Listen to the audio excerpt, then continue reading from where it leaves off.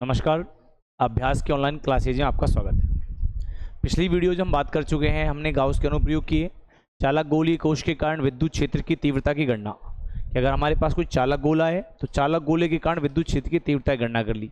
इसके बाद अनंत लंबाई के तार के कारण विद्युत क्षेत्र की तीव्रता की गणना। तो हमने क्या किया, आज हम करने वाले हैं एक समान या समरूप आवेशित अनंत समतल चादर के कारण विद्युत क्षेत्र की गणना या सीट के कारण। तो देखो, अपन ने इससे पहले किया गोलीय चालक के कारण की। तो गोलीय चालक के कारण विद्युत क्षेत्र होता था E बराबर कितना, K Q upon small R square. ये कब होता था गोले के कारण, जब R greater than capital R। जब बिंदु P चालक गोले के बाहर स्थित था तो हमारे पास ये होता था। ठीक है, इसके बाद अगर हम बात करें तो गोले की सतह पर E बराबर आएगा के क्यू अपॉन कितना, आर स्क्वायर, जब R इज इक्वल टू कितना, कैपिटल R। और तीसरा बात करें गोले के अंदर, तो चालक गोले के अंदर विद्युत क्षेत्र की तीव्रता कितनी थी, 0। फिर जो हमने अनंत लंबाई के तार के कारण किया, तो तार के कारण विद्युत क्षेत्र हमने लिखा था ई वेक्टर, ई बराबर 2k लैम्बडा अपॉन आर। क्या कहता है, 2k लैम्बडा अपॉन आर। यहां पर k, ये जो लैम्बडा था ये था रेखीय आवेश घनत्व, किसी चालक तार की एकांक लंबाई पर उत्पन्न आवेश घनत्व। ठीक है, ये था। आज हम बात करने वाले हैं समरूप आवेशित अनंत लंबाई की समतल चादर के कारण या शीट के कारण विद्युत क्षेत्र की तीव्रता। तो देखिए, ये हमारे पास एक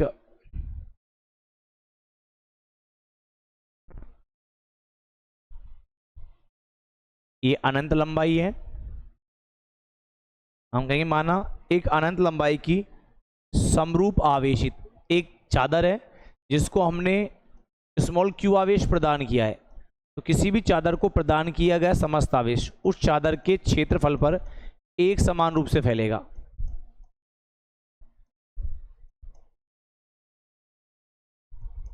ये हमारे पास चित्र है कि हमारे पास एक अनंत लंबाई की चादर है जिसको हमने क्यू आवेश प्रदान किया है। तो यह प्रदान किया गया समस्त आवेश उस चादर की सतह पर एक समान रूप से फैलेगा, जिससे चादर का पृष्ठ आवेश घनत्व, तो पृष्ठ आवेश घनत्व आएगा, पृष्ठ आवेश घनत्व, तो पर लिखेंगे सिग्मा बराबर क्यू बाई ए। ये हमारे पास है।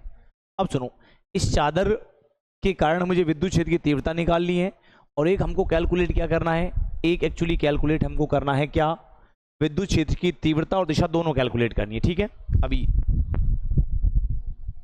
देखिए, तो हम कहेंगे माना कि हमारे पास चादर के मध्य बिंदु O से इस प्रकार से रखा है, ये इसलिए मैंने तेरे से बनाया, ऐसे रखा है इस प्रकार से। ठीक है, तो चादर के मध्य बिंदु O से स्मॉल r दूरी पर कोई बिंदु P स्थित है। इस बिंदु P पर मुझे विद्युत क्षेत्र की दिशा और तीव्रता ज्ञात करनी है। तो बिंदु P पर विद्युत क्षेत्र की दिशा ज्ञात करने के लिए और तीव्रता ज्ञात करने के लिए हम इस मध्य बिंदु के दोनों ओर समान दूरी पर दो अल्पांश, एक ये अल्पांश है, इस अल्पांश को नाम दे रहा हूं A। ठीक है, और इतनी ही दूरी पर एक दूसरा अल्पांश है, इस अल्पांश को मैंने नाम दिया है A डैश। क्या नाम दिया है, A डैश। ठीक है, अच्छा, इस अल्पांश की जो हमारे पास क्षेत्रफल है वो, इसका क्षेत्रफल कितना है, DA। कितना है, DA, और इसका क्षेत्रफल कितना है, DA डैश। अब सुनो, तो ये दोनों पर प्लस का आवेश है, तो ये अल्पांशों की लंबाइयां बराबर हैं और दोनों की दोनों जो अल्पांश हैं वो मध्य बिंदु से समान दूरी पर हैं। तो इन दोनों ही अल्पांशों पर आवेश समान आएगा, इसलिए इन दोनों अल्पांशों के कारण जो विद्युत क्षेत्र की तीव्रता मानी जाएगी वो मानी जाएगी समान। इस वाले के देखो, ऊपर वाले कारण तो मानेंगे DE वेक्टर। क्या मानेंगे, DE वेक्टर, और नीचे वाला DA डैश है तो इसके कारण मानेंगे DE डैश वेक्टर। ठीक ठीक, हाँ जी, DE dash vector, DE vector और DE डैश वेक्टर। अब सुनिए, तो हम क्या करेंगे, देखो इसके कारण प्लस का आवेश है, तो प्लस आवेश के कारण विद्युत क्षेत्र की तीव्रता कहाँ होती है, बाहर की ओर। तो इस DE अल्पांश के कारण विद्युत क्षेत्र आएगा बाहर की ओर, तो ये आएगा DE वेक्टर। ऐसे ही इस DA डैश के कारण विद्युत क्षेत्र की तीव्रता ये भी कहाँ आएगी, ये भी हमारे पास कहाँ आएगी, बाहर की ओर। देखो, ये बिंदु है, यहां से तीव्रता आएगी बाहर की ओर। ठीक है,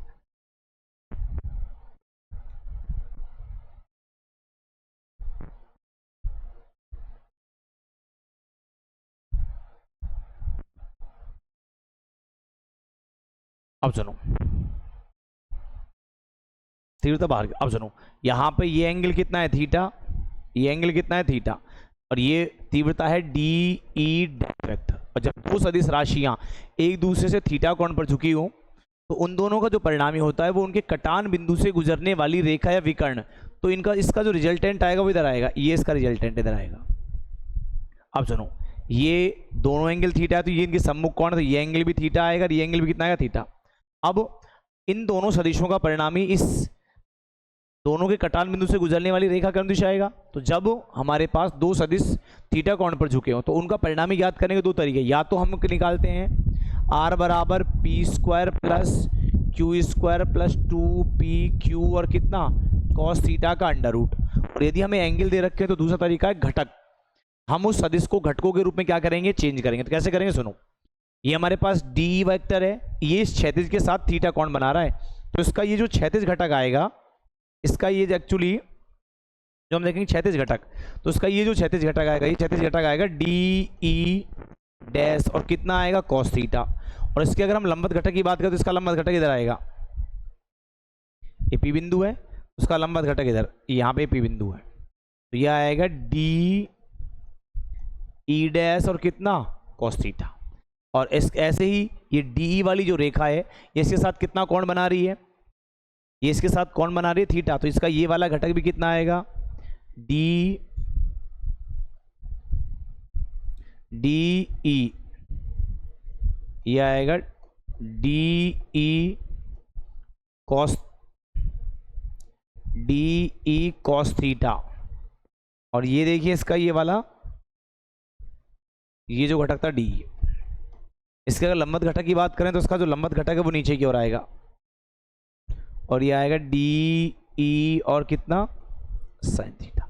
तो जब हम इस चादर के कारण डी ई डैश वेक्टर और डी वेक्टर को घटकों के रूप में वियोजित करते हैं, तो इस तार के जो क्षैतिज घटक हैं, क्षैतिज घटक है डी ई डैश और कॉस थीटा, और दूसरा है डी ई और कॉस थीटा, ये तो दोनों एक ही दिशा में है, तो इनके कारण तो इसका विद्युत क्षेत्र पाया जाएगा। लेकिन जो इसके लंबवत घटक हैं D E dash cos, sorry ये जो घटक आएगा एक्चुअली लंबवत घटक साइन के साथ, किसके साथ आएगा, साइन के साथ आएगा भाई। तो ऊपर वाला घटक आएगा D E dash sine theta और नीचे वाला आएगा D E sine theta. D E dash का मान डी के बराबर है, साइन थीटा के बराबर है। तो इस बिंदु पी पर जब तीव्रता को घटकों में विभाजित करते हैं तो उसके लंबवत घटक डी साइन थीटा और D E dash sine theta परिमाण में समान और दिशा में विपरीत होने के कारण एक दूसरे के प्रभाव को समाप्त कर देते हैं, जबकि क्षैतिज घटक D E dash cos theta और डी कॉस थीटा एक ही दिशा में होने के कारण जुड़ जाते हैं, जिससे यह स्पष्ट होता है, हाँ भाई, जिससे यह स्पष्ट होता है कि तार, जैसे तार के कारण जो विद्युत क्षेत्र की तीव्रता थी वो तार के लंबवत थी, ऐसे ही अनंत लंबाई की चादर के कारण भी जो विद्युत क्षेत्र होता है वो हमेशा उस चादर के कैसे पाया जाएगा, लंबवत। इस प्रकार से या तो इधर पाया जाएगा लंबवत या इस दिशा में पाया जाएगा। तो इससे ये स्पष्ट हो रहा है कि समरूप आवेशित अनंत लंबाई के चादर के कारण जो विद्युत क्षेत्र है वो हमेशा उस चादर के लंबवत पाया जाता है। ये तो इसकी बात हो गई। अब हमको इसका मान निकालना है। क्या निकालना है? मान। तो मान कैसे निकालेंगे सुनो। तो हम कहेंगे देखो ये हमारे पास एक समरूप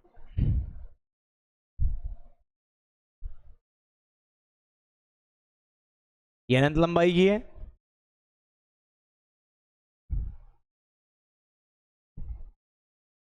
यहां पे एक समान रूप से आवेश फैल रहा है,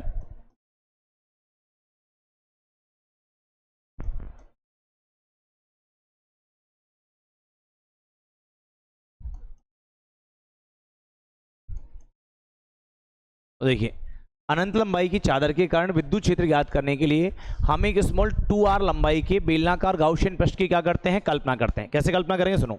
हमारे पास ये स्मॉल 2r लंबाई का बेलनाकार गाउसियन पृष्ठ है,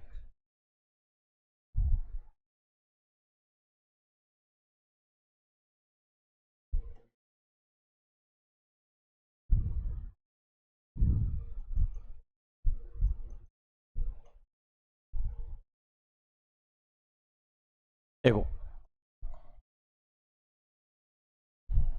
यानी कि अनंत लंबाई की चादर के कारण विद्युत क्षेत्र की तीव्रता ज्ञात करने के लिए हम एक स्मॉल 2r लंबाई के बेलनाकार गाउसियन पृष्ठ की क्या करते हैं, कल्पना करते हैं। और हम जानते हैं कि ये जो बेलनाकार गाउसियन पृष्ठ है कितने भागों से मिलकर बना है, 3। देखो इस बेलनाकार गाउसियन पृष्ठ में 2 तो वृत्ताकार भाग हैं और एक ये जो बीच वाला भाग है इसको बोलते हैं वक्र पृष्ठ। तो ये बेलन 2 वृत्ताकार भाग और एक वक्र पृष्ठ मिलकर बना है। तो तब हम इस पर क्या करेंगे, यहाँ पे एक अल्पांश इधर लेंगे, ये हमारे पास एक अल्पांश यहाँ आएगा, एक अल्पांश इधर है, इसका ये पृष्ठ है S1। तो देखो ये इस प्रकार से है, जब ये वृत्ताकार भाग है तो विद्युत क्षेत्र की तीव्रता तार इस पृष्ठ के लंबवत है, तो ये आएगा ई वेक्टर तो आएगा इधर। ये भाई समरूप आवेशी चादर के कारण विद्युत क्षेत्र कहाँ होता है, पृष्ठ के लंबवत, तो ये लंबवत आएगा। और ऐसे ही इस पृष्ठ पर अगर हम देखें विद्युत क्षेत्र, यहाँ पे जो अल्पांश डी है उसकी दिशा भी इधर ही आएगी। तो S1 पृष्ठ के लिए ई और डी दोनों एक ही दिशा में है, यहाँ पे ये अल्पांश है, ये डी है। ऐसे ही अगर हम इसके वक्र पृष्ठ की बात करें तो इसके वक्र पृष्ठ पर मैंने एक अल्पांश लिया है, एक अल्पांश ये है, इस अल्पांश का नाम है डी है, ठीक है। और इस वक्र पृष्ठ को हम जो नाम देंगे वो कहेंगे S2 सरफेस। तो देखो इसके कारण विद्युत क्षेत्र तो इसका इधर ही आएगा, तो ई वेक्टर तो आएगा इधर। और बेलनाकार अगर पृष्ठ की बात करें तो इस प्रकार से बेलनाकार पृष्ठ है, तो ये बेलनाकार पृष्ठ का ऊपर वाला हिस्सा है, तो इस पर दिशा देंगे तो लंबवत कहाँ आएगी, ऊपर की ओर। कहाँ आएगी, ऊपर की ओर। तो ये इस पे पृष्ठ डी आएगा ऊपर की ओर। तो इसमें अगर हम एंगल देखें तो थीटा कितना आएगा, 90। इसमें दोनों एक दिशा में, थीटा कितना हो जाएगा, 0। और अगर हम तीसरे पृष्ठ की बात करें तो इस तीसरे वाले पृष्ठ को अपन नाम देंगे S3। क्या नाम देंगे, S3। और यहाँ पे ये बिंदु है तो इस पर ई इधर आएगा, ई वेक्टर भी इधर आएगा और इस पर डी ए वेक्टर भी इधर आएगा। तो S3 के लिए भी थीटा बराबर कितना मिलेगा, 0 डिग्री। तो ये हमारे पास समरूप आवेशी जो चादर है उसके कारण विद्युत क्षेत्र ज्ञात करें तो उसका चित्र होता है, ठीक है। अब सुनो, तो हमारे पास ये बेलनाकार गाउसियन पृष्ठ है, तो हम क्या करेंगे, विद्युत क्षेत्र ज्ञात करने के लिए हम एक बार तो विद्युत फ्लक्स निकालेंगे, किससे, विद्युत फ्लक्स की परिभाषा से। और हम पढ़ रहे हैं गाउस के नियम के अनुप्रयोग, तो दूसरा हम लगाएंगे गाउस के नियम से। तो सबसे पहले अपन बात कर रहे हैं, यहाँ पे लिखेंगे इस बंद बेलनाकार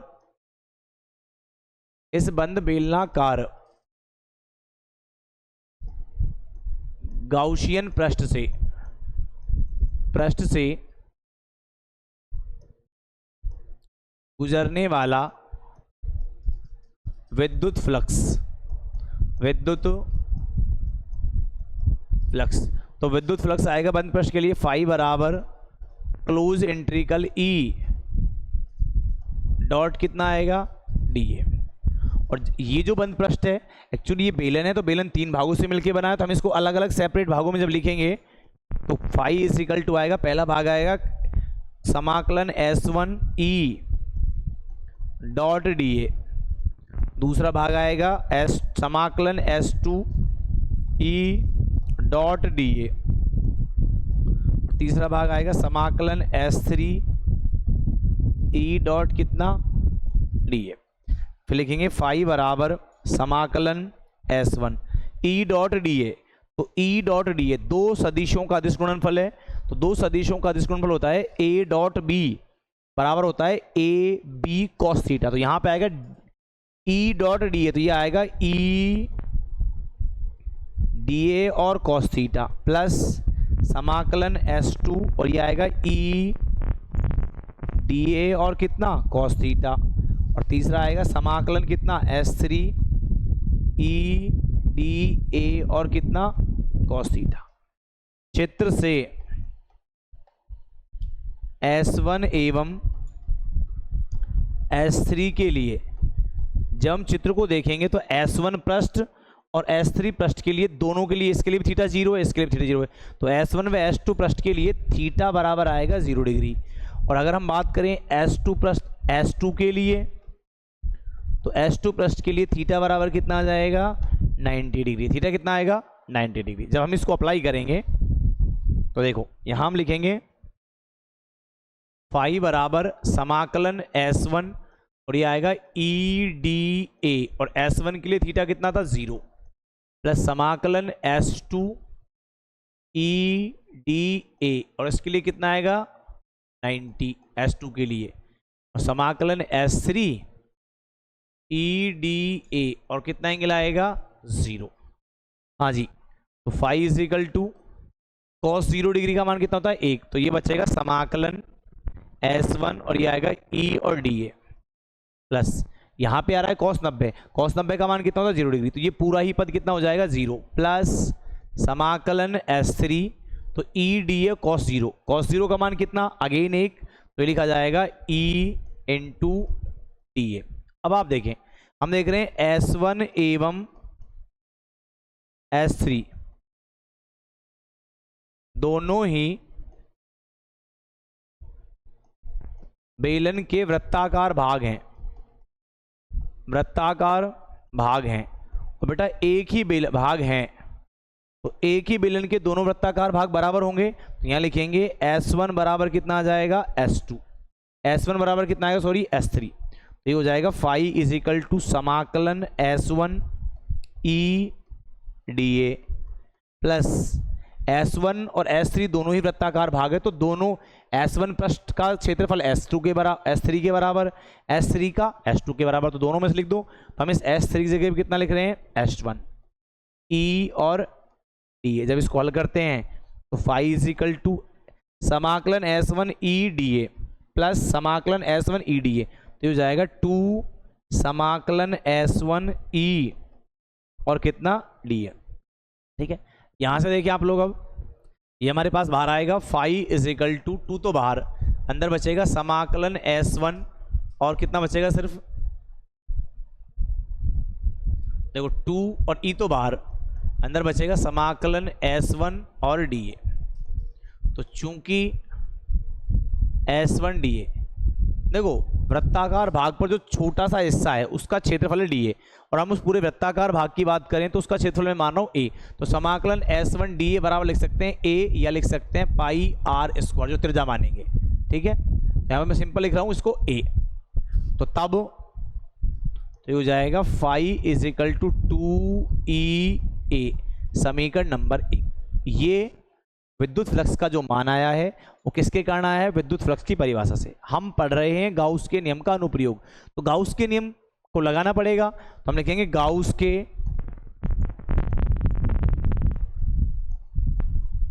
नियम से। तो देखिए ये हमारे पास गाउस का नियम कई बार एग्जाम में पूछा जाता है कि गाउस के नियम का कथन क्या है। तो गाउस के नियम का सिंपल सा स्टेटमेंट है कि इस नियम के अनुसार अगर हमारे पास कोई बंद पृष्ठ है तो उस बंद पृष्ठ से संबंधित या गुजरने वाले कुल विद्युत फ्लक्स का मान उसी बंद पृष्ठ द्वारा घेरे गए कुल आवेश और निर्वात की विद्युतशीलता यानी कि एप्सिलॉन नॉट के अनुपात के बराबर होता है। अब यहाँ पर हम जब चित्र को देखते हैं तो इस पीछे वाले जब चित्र को देखें तो यहाँ पर जो भी हमने क्यू आवेश दिया है वो टोटल आवेश था समेशन क्यू बराबर मैंने बताया क्यू। तो अगर हम इसकी बात करें तो इस बंद पृष्ठ के भीतर पूरा की पूरा समेशन क्यू बराबर क्यों नहीं आ रहा, तो हमें केवल वो आवेश लेना है जो इस बंद पृष्ठ के भीतर आ रहा है। तो हम जानते हैं, क्या जानते हैं, देखो भाई हमें जानते हैं पृष्ठ आवेश घनत्व। तो पृष्ठ आवेश घनत्व होता है किसी भी वस्तु के एकांक क्षेत्रफल पर उपस्थित आवेश की मात्रा। और प्रारंभ में हमने बताया कि हमने उस समरूप आवेशित चादर को स्मॉल क्यू आवेश प्रदान किया, वो प्रदान किया गया समस्त आवेश उस चादर के क्षेत्रफल पर एक समान रूप से फैल रहा था, इसलिए एकांक क्षेत्रफल का आवेश एकांक क्षेत्रफल पर उपस्थित आवेश की मात्रा क्या कहलाती है, पृष्ठ आवेश घनत्व। तो उसको लिखेंगे सिग्मा बराबर समेशन क्यू अपॉन ए। तो एकांक क्षेत्रफल का कितना है सिग्मा, तो हमको ए क्षेत्रफल का चाहिए, तो समेशन क्यू बराबर आएगा सिग्मा ए। ठीक है, इसको अपन यहां रख देते हैं। जब इस मान को रखेंगे तो फाई इज इक्वल टू आएगा sigma A upon epsilon not, समीकरण नंबर 2। देखो ये तो आया है गाउस के नियम से फाई बराबर sigma A upon epsilon not, और अगर हम बात करें फाई बराबर 2e ये हमारे पास एक्चुअली आया है किससे आया है, समीकरण 1 जो में फ्लक्स से आया है विद्युत फ्लक्स की परिभाषा से। तो समीकरण 1 में फ्लक्स का मान 2e है, और समीकरण 2 को देखें तो फाई बराबर sigma A upon epsilon not. तो हम क्या लिखेंगे, तो हम यहां लिख देंगे ये, तब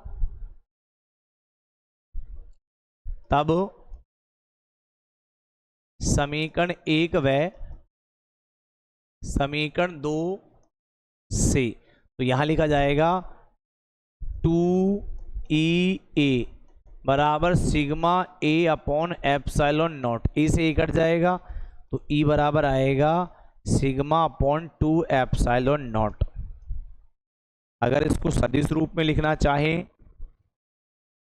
सदिश रूप में आएगा E वेक्टर बराबर sigma upon 2 epsilon not into कितना आएगा बेटा, एन कैप। ये वेक्टर फॉर्म है।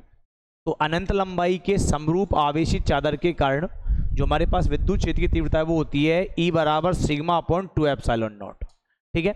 अगर हम बात करें, आपसे पूछे कि अनंत लंबाई के चादर के कारण विद्युत क्षेत्र की तीव्रता का दूरी के साथ ग्राफ, तो आप जब चित्र को देखेंगे तो E बराबर सिग्मा अपॉन 2 एप्सिलॉन नॉट, तो अनंत लंबाई की समरूप आवेशित चादर पर जो विद्युत क्षेत्र होता है वो दूरी पर निर्भर नहीं करता है। फिर भी हमसे पूछ ले कि अनंत लंबाई की चादर के लिए E एवं R, E वेक्टर एवं R के मध्य वक्र, हमसे पूछ रहे कि अनंत लंबाई की समरूप आवेशित चादर के कारण विद्युत क्षेत्र की तीव्रता E और दूरी R के मध्य ग्राफ खींचो। तो वो ग्राफ कैसा आएगा, इधर देखो, इस अक्ष पे आ जाएगा मेरे पास दूरी, इस अक्ष पे आएगा E यानी कि विद्युत क्षेत्र। क्या आएगा, विद्युत क्षेत्र, और यहां पे आएगी दूरी R। अब हमको पता है दूरी चाहे 0 है चाहे R का मान कितना ही बढ़ाओ, E का मान रहेगा sigma upon epsilon not, R का मान 0 तो सिग्मा अपॉन एप्सिलॉन नॉट। जैसे जैसे R का मान बढ़ाते हैं E के मान में कोई परिवर्तन नहीं होता। तो ये ग्राफ इस प्रकार का आएगा दूरी अक्ष के समांतर, और ये जो मान है, ये वाला जो मान है, ये हमारे पास आएगा सिग्मा अपॉन 2 एप्सिलॉन नॉट। ये ग्राफ तो किस किस में आएगा, E और R में। हमसे कह दे कि E समरूप आवेशित चादर के कारण विद्युत क्षेत्र की तीव्रता E एवं पृष्ठ आवेश घनत्व सिग्मा में ग्राफ खींचो। तो यहां से भी इसको देखेंगे सूत्र में, तो जो सिग्मा है E और यहां पे सिग्मा, तो चित्र में साफ स्पष्ट है सूत्र से कि E का मान, जो सिग्मा का विद्युत क्षेत्र E है, ये सिग्मा के समानुपाती है। तो समानुपाती का ग्राफ इस प्रकार के आएंगे, ये देखो, तो ये हो जाएगा E समानुपाती क्या आएगा, सिग्मा, ये ग्राफ है। ठीक है। अच्छा, इसके बाद हमको यहाँ से क्वेश्चंस करने हैं। क्या करने हैं, क्वेश्चन। ये समरूप आवेशित चादर के कारण क्वेश्चन, तो आप एक बार क्वेश्चन दोबारा देख लें एक बार, चाहे तो आप, ये हमारे पास स्टार्टिंग का चित्र है, ये आप एक बार देख सकते हैं। ठीक है, आराम से। ये इसका आगे का हिस्सा हो गया और ये लास्ट वाला, ये दोनों ग्राफ है। अब देखो, अगर हम बात करें विद्युत क्षेत्र के सवालों की, देखो तो हमारे पास एक सवाल दे रखा है, ये विद्युत क्षेत्र का सवाल है कि हमारे पास दो बड़ी पतली धातु की प्लेटें एक दूसरे के समांतर एवं निकट हैं। क्या कह रहे हैं,